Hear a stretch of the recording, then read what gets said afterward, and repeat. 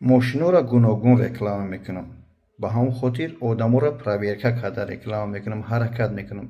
این ماشینایی که میبینی همه فروختگی هم، اما با اون نپرسی برای چی ماندگی شویی؟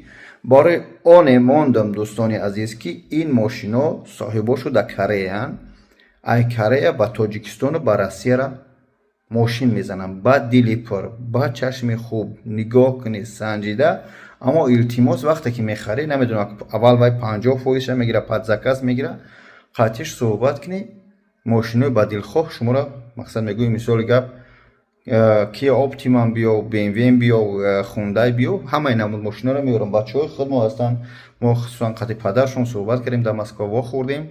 بعد دلی پر ای شهر کریایی واتساپ و تلگرامی همون کریه خچونن اکاو دودار بیزنس اثر کرده هم دو طولی چند ماشین ما دیدیم کار سنجیدیم ببین همه ماشین گوته زدم، همه این ماشین رو لیبا زکاسن لیبا خریدگی نمیشه.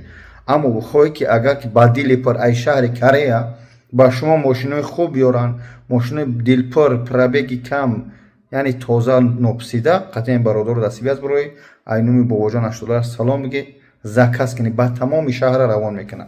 التماس نه که مسئله سنجیدن ماشین رو کی میارن چند قسم باید بسوری این شخصتون صحبت کنی قچون. اما برای مهنتوی ما را لایک کامنت ها فراموش نکنی. الان گبم ماشین سورا با فیش